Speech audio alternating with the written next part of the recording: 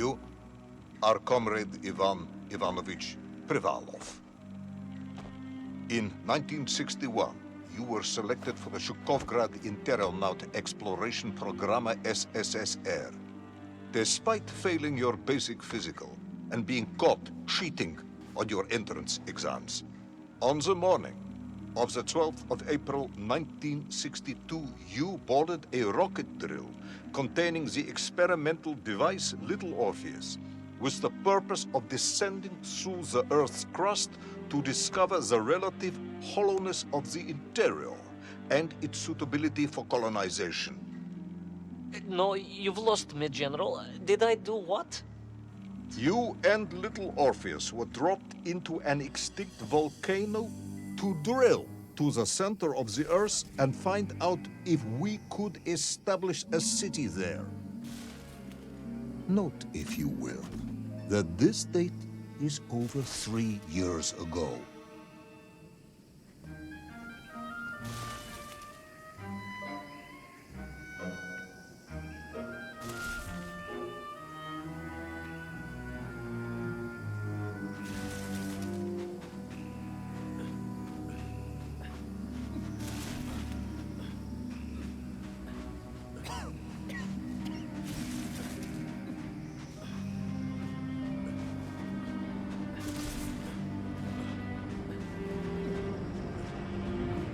Ivan Ivanovich, can you describe Little Orpheus to me? Of course. It was large and round and had something of a disagreeable smell. I was referring to its technical specification. Well, General, I am no man of science, but it had this radio thing that I was supposed to use to let the surface know I had arrived. And some sort of battery wrapped in this lead box. But I was told to not touch anything under any circumstances. And I did notice the engineers who worked on it were quite a shifty bunch.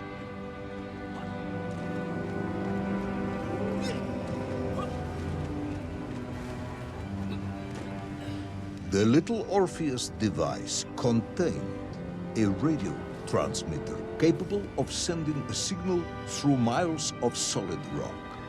In order to boost this, a powerful energy source was required.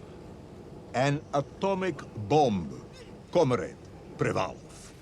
An atomic bomb that you have lost somewhere below the Earth's crust. Ah, yes, that bomb. Of course, General. I can explain everything. But it is a long and somewhat complicated story. And let me assure you, this is not a case of milking chickens. But you won't understand where your bomb and Little Orpheus has ended up unless I start at the very beginning and you let me tell you where I've been for the last 3 years.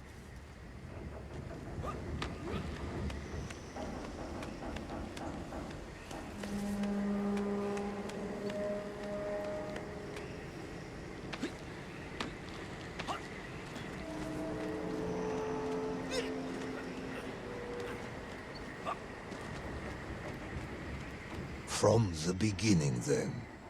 But this had better be good. Good, General. It's more than good. It's extraordinary.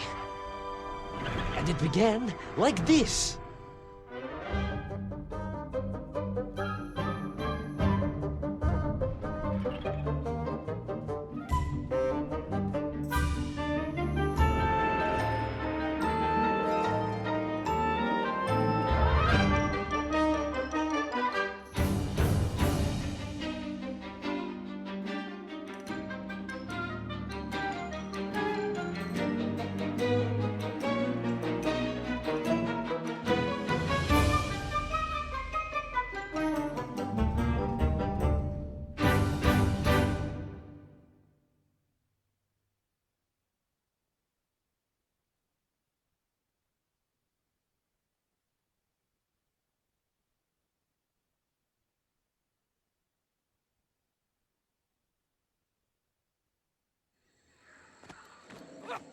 An extraordinary sight. I realized this must be the fabled land of Plutonia, as documented by the brilliant scholar Obrochev. A trail of destruction, carved by the rocket drill, led down into the wild and mysterious jungle. The rocket drill itself must have snapped in half somewhere below Kamchatka, and little Orpheus bounced out and became lost in that prehistoric forest. If I was ever to get home, my mission was clear: to find little Orpheus. I steeled myself and plunged deeper into that prehistoric jungle, where insects the size of dogs buzzed around. Dogs. What sort of dogs? I beg your pardon, General? Large dogs or small dogs? Big like an ovcharka or small like a barlonka? Does it really matter? Of course. Detail is all important. Ovcharka then, General. The size of an ovcharka. I find that very hard to believe. Would you find it easier if they were the size of a balanka? No.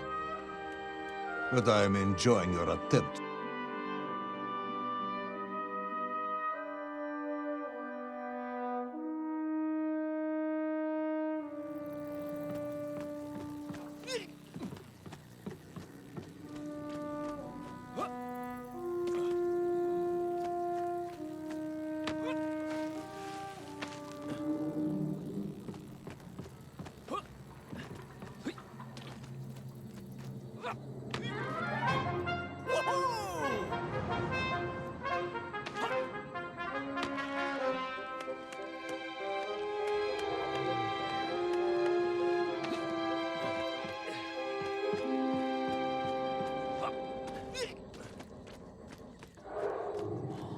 Another part of the rocket drill.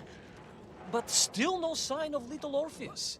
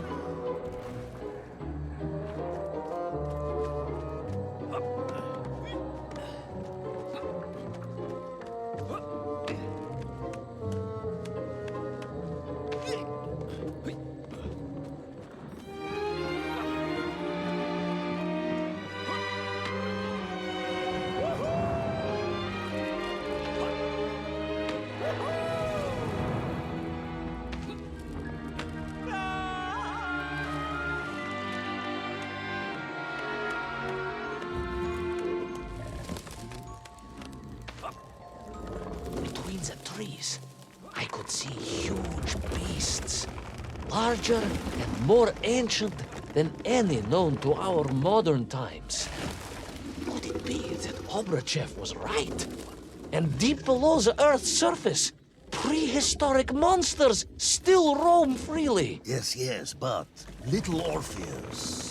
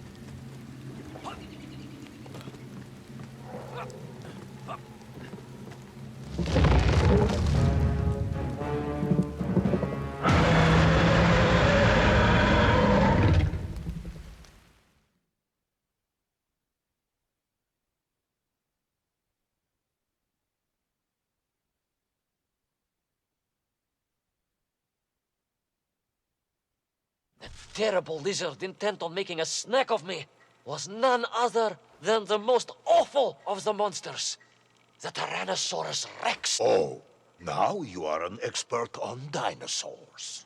Hardly an expert, General. Just educated by the best schools in the world, like all good socialists. And I remembered one crucial thing. I'm listening. Well, its greed is without bottom, its hunger is ferocious, but its brain is absolutely tiny. So, it can roar and roar as much as it likes, but it will never be a match for the sharpened mind of the good Soviet worker. All I needed was a plan to outwit the monster.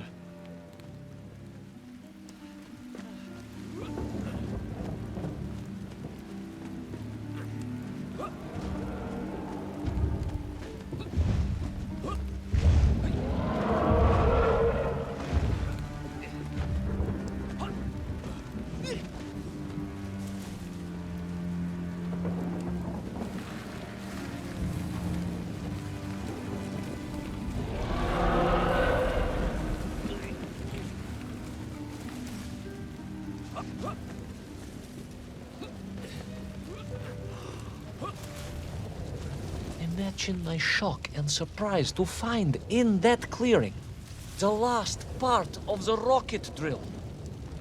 More shocking was the fact it had been ransacked. Someone had made off with the tools, the weapons, the rations, and the spare parts for the Pragviev. I began to suspect foul play. Perhaps little Orpheus was not lost at all, but stolen. All I could do was follow the trail further into Plutonia.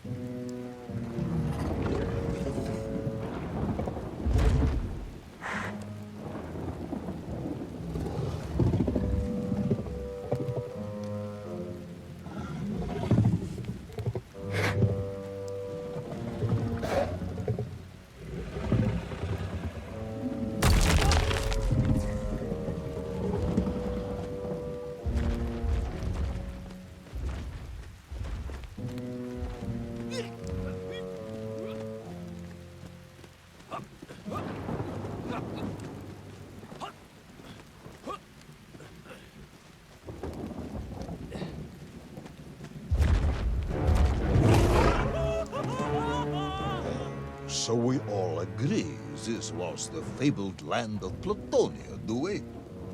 I don't remember accepting that. I will admit it might not have been Plutonia if you are prepared to accept the dinosaur. This isn't a negotiation, Ivan Ivanovich. General, you can disagree all you like, but there's very little you can do to persuade me it wasn't a dinosaur. I might not be able to persuade you, but I can always have you shot.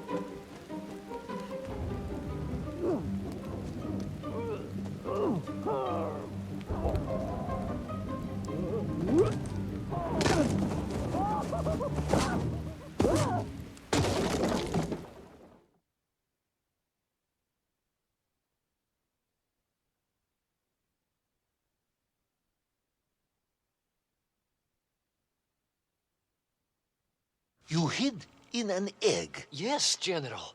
I hid in an egg. I am glad to hear your military training was not wasted. If only I had a single legion of men as brave and ingenious as you, with only 100 men equipped with eggs to hide in, we could roll across Europe in a day. General, are you mocking me? You are as sharp as you are brave, Tavarish.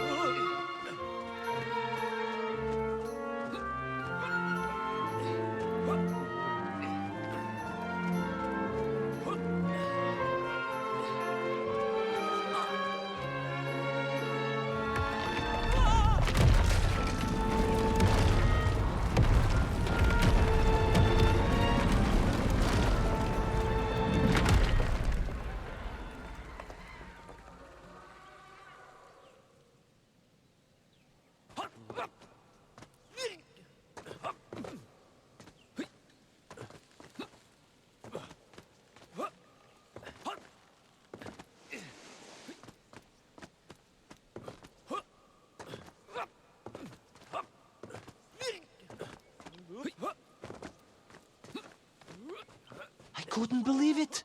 I still struggle to believe it. A whole lost city, buried in that jungle deep below the crust of the earth. Who would have thought it was possible? Who indeed? It is, of course, a shame you didn't think to record the moment for posterity and help us all to get over our disbelief. But I did, General, I did.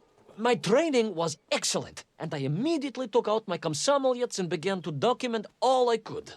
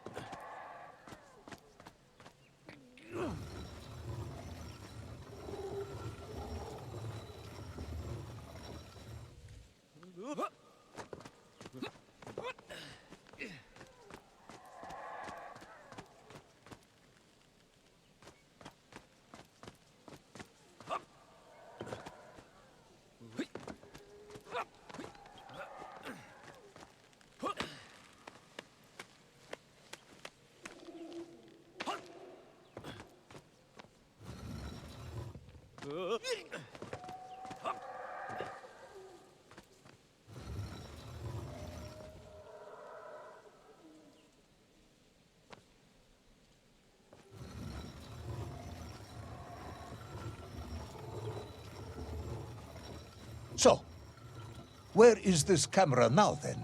Ah, General, yes. What, of course, I meant to say was my training was excellent, and I immediately reached for my camera. only to realize it must have been torn from my utility belt in the crash and lost forever in that forgotten jungle.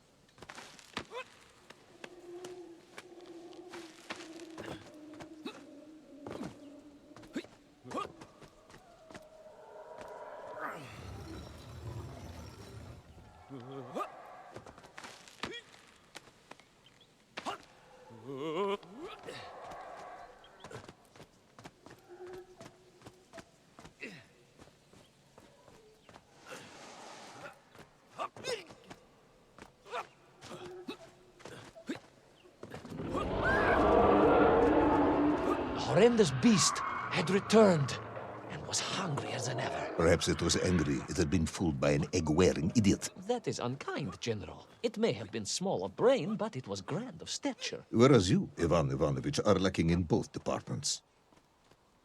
Presuming there were no more eggs, please, do tell me, what was... I did, General. I ran like hell, General.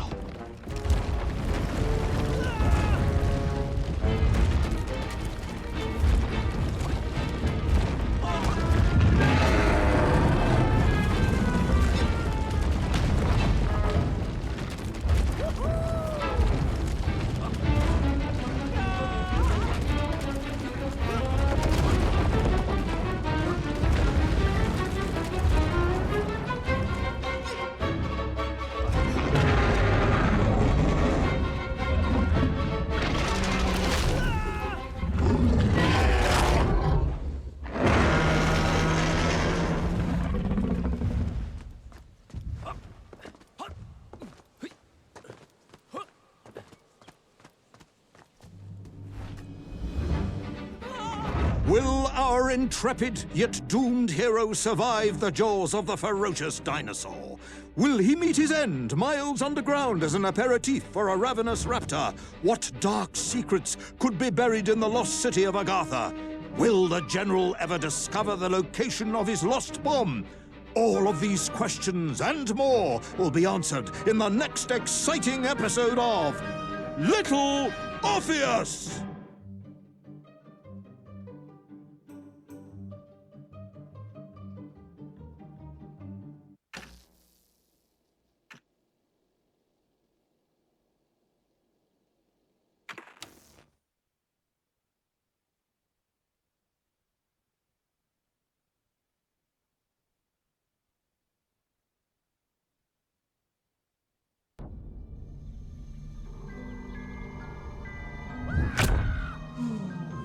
What luck! What a miracle! One moment I was rushing into the fetid tonsils of that horrible monster. The next, I was plummeting downwards to the jungle floor beyond its reach. I prayed I would land on something soft. Perhaps your head. But nothing could have prepared me for what was about to unfold. An epic saga of pride, power, and revolution. A struggle for freedom, the likes of which our world has never seen. And it happened like this.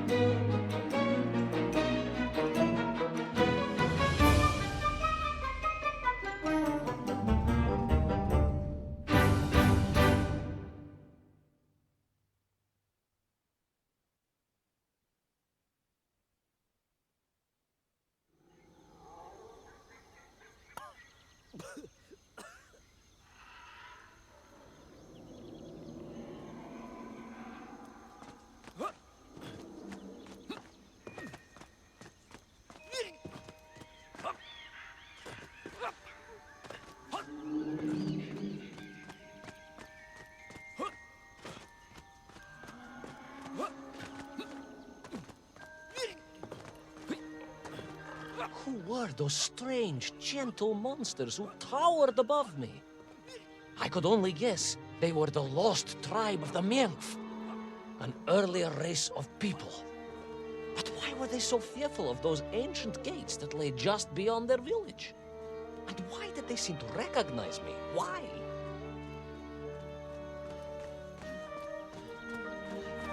Yes, I'm also wondering why. No, a как же, General? Who was I to question such things? Trapped as I was deep underground. I was more curious, I must admit, about the location of little Orpheus.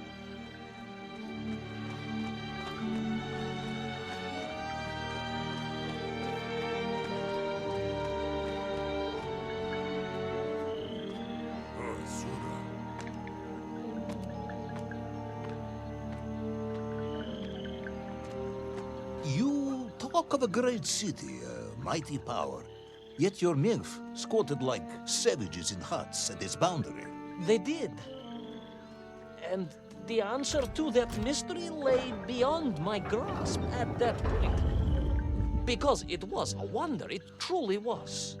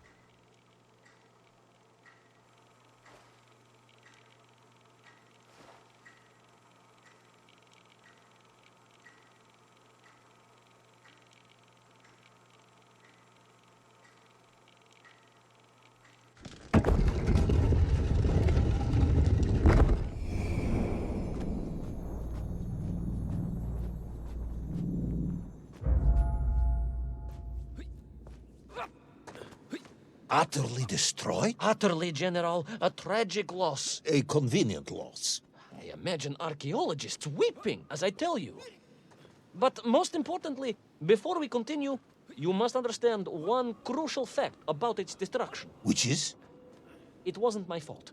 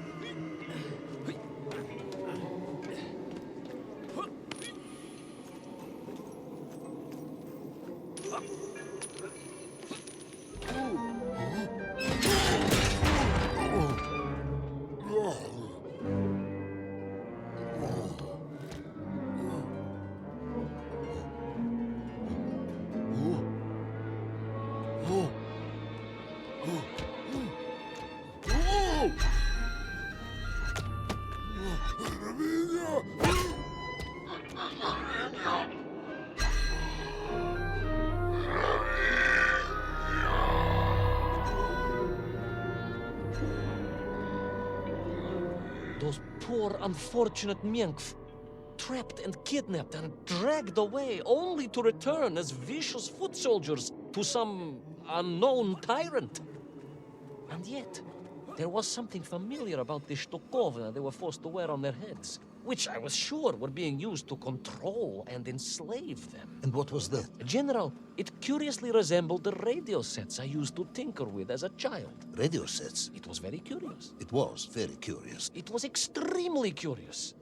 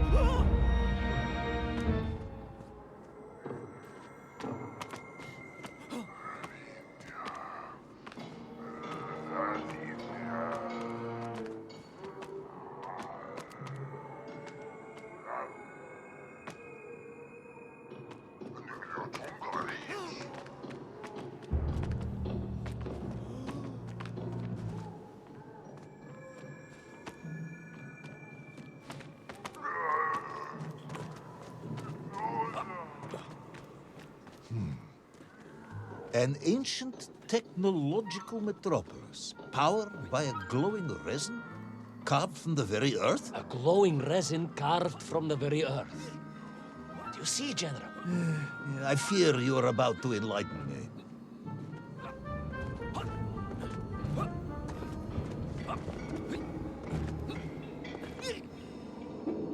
Little Orpheus must have been drained by the impact, but whoever had stolen it and brought it here was no doubt planning to use the Agarthan resin to charge up the atomic bomb, restoring the device to its full potential.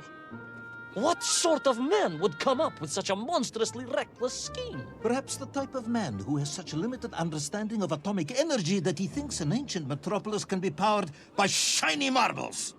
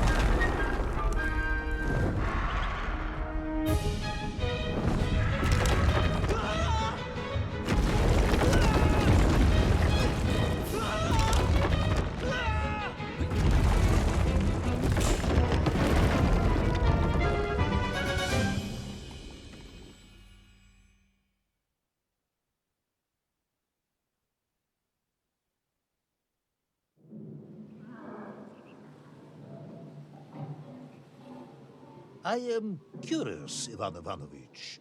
You talk and talk about this great subterranean city, yet what you describe sounds strangely familiar. It does in some way bear an uncanny resemblance to the glorious architecture of Comrade Alexei Dushkin. Wouldn't you agree? Нет, General. I have never heard of this great Tavarish Dushkin or his works. Interesting. Because you were photographed on the steps of his marvelous Vysotka na Krasnich Varotach, shaking hands with the Glavny Constructor. That was the chief designer? The sweaty little fat man with the bad hearing? Mind your mouth, Ivan Ivanovich. And don't think you can distract me by slandering one of the great visionaries of our time. Without him, neither of us would be sitting here now. You must remember to thank him for that, General.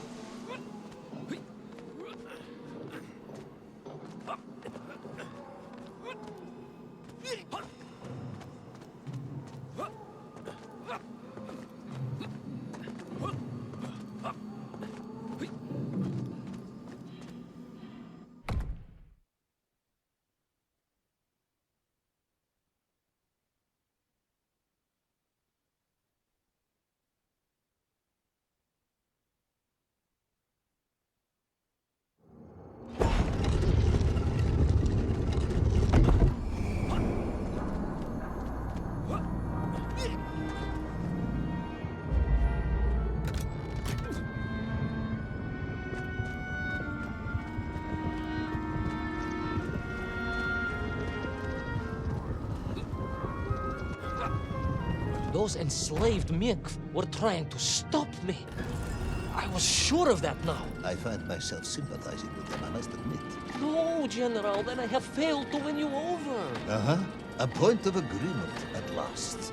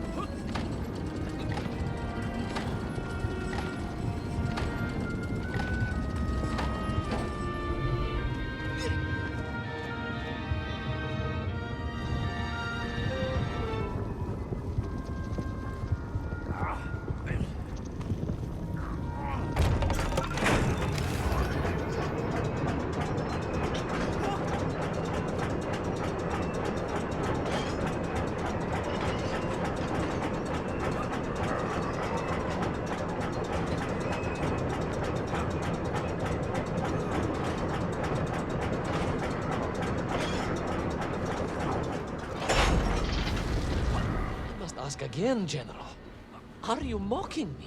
That would be unprofessional, comrade. I will try harder to convince you then. It is, after all, a cautionary tale of unleashed tyranny. It is a cautionary tale of unleashed idiocy. But please, do continue.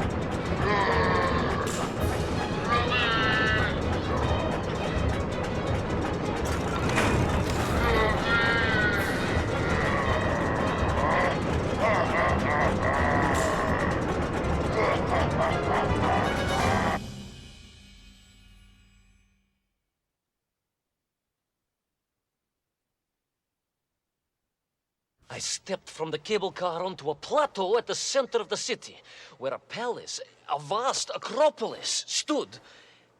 I was reminded of Chelyabinsk Sorok. May I ask how you know of Chelyabinsk Sorok?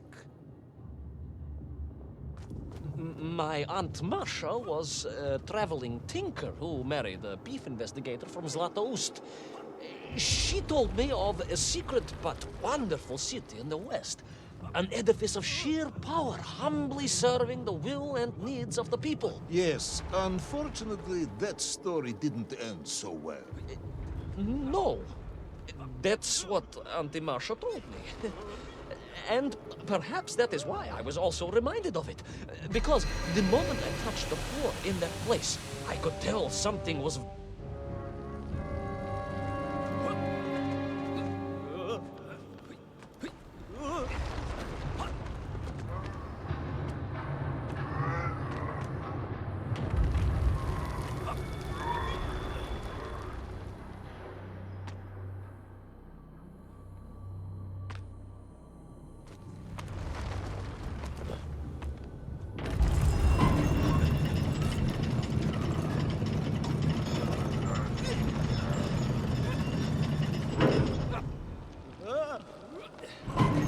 The ground had begun to shake, alarmingly, and the whole city felt as if it was shuddering.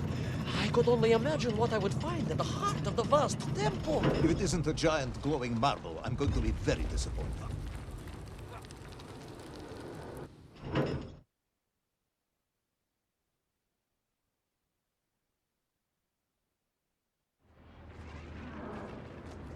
A huge resin sphere that overshadowed all of the others.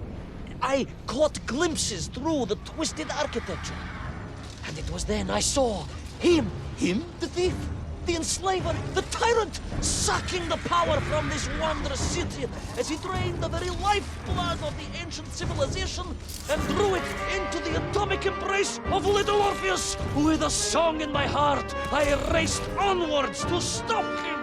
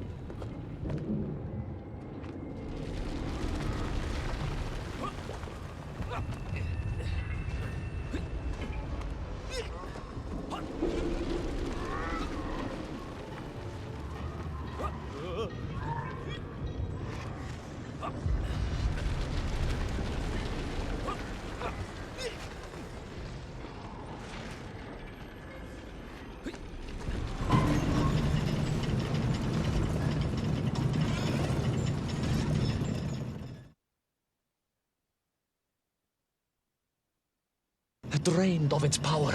The magical heart of the city cracked, and it sent shockwaves through the world around me. A true monster, General, willing to bring down the mountain itself upon Agatha and bury it forever in his ruthless scheme. I could not save that wondrous place, General, to my shame and regret. But I resolved myself to avenge the nymph, to recapture little Orpheus, and to bring that tyrant to justice.